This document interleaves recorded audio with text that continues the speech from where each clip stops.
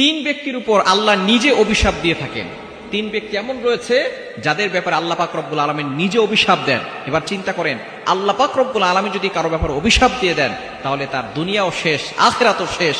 এই তিন শ্রেণীর মানুষ থেকে আমরা দূরে সরে আসব, তিনটি কোয়ালিটি থেকে আমরা দূরে সরে আসব। আর না হলে আল্লাহর অভিশাপ যদি লেগে যায়, দুনিয়াও বরবাদ হয়ে যাবে, আখিরাতও ধ্বংস হয়ে যাবে, জাহান্নাম ছাড়া কোনো উপায় আমাদের থাকবে না। নাম্বার ওয়ান, লাআনাল্লাহ, আল্লাহ অভিশাপ করেন। এক নাম্বার হচ্ছে যে ব্যক্তি পিতামাতাকে অভিশাপ করে, যেই সন্তান পিতামাতার উপর অভিশাপ করে, আল্লাহ পাক রব্বুল আলামিন নিজে তার ব্যাপারে অভিশাপ করেন। তার দুনিয়াও শেষ হয়ে যায়, আখিরাতও শেষ হয়ে যায়। পিতামাতার ব্যাপারে কখনো অভিশাপ করবেন না। পিতামাতা যদি জুলুমও করে, তারপর আপনি সহ্য করেন।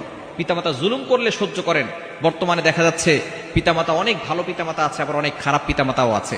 দেখা যাচ্ছে অনেক পিতামাতা সন্তানের প্রতি জুলুম করে, এরকম পিতামাতাও আছে। যদি জুলুম করে, জুলুম করুক, তারপর আপনি প্রতিবাদ করতে যাবেন না। আপনি